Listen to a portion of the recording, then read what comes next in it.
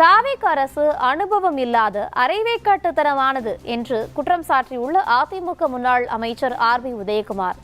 டாஸ்மாகை நிர்வாகம் செய்ய முடியவில்லை என தனியாருக்கு தாரை வார்த்துள்ள தாவேக அரசு லாக்அப் டெத் மரணங்களை தடுக்க முடியவில்லை என்று கூறி காவல்துறையையும் தனியார் மயமாக்கி விடுமா என்று வினா எழுப்பியுள்ளார். மதுபான கடைகளை தனியார் மயமாக்குவத மாற்றம். இதனால் என்ன ஆகும்?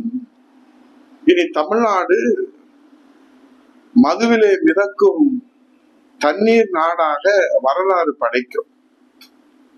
மீண்டும் தனியார் மயம். ஆஹா, இது கிண்ண சாதனை இல்லையா? இதற்காகத்தானே மக்கள் விஜய்க்கு வாக்களித்தார்கள். இன்றைக்கு இந்த லாக்அப் டெத் மரணங்களுக்கு என்ன பதில் சொல்வார்? லாக்அப் டெத் மரணம் இன்றைக்கு தடுக்க முடியவில்லை என்று காவல்துறை தனியார் மயம் ஆக்கி விடுவார்களா? இந்த அரசு இன்னும் எத்தனை நாளைக்கு என்பதுதான் இந்த மக்களிடத்தில் எழுந்திருக்கிற கேள்வி என்று சொல்லி, அனுபவம் இல்லாத அரசு, ஆற்றல் இல்லாத அரசு, அரைவேக்கட்டுத்தனமான அரசு, இது விஜய் அரசு என்று கிண்ண சாதனை படைக்கின்ற அறிவிப்புகள் தான் அடுத்து அதிரடியாக வெளிவந்து கொண்டிருக்கிறது.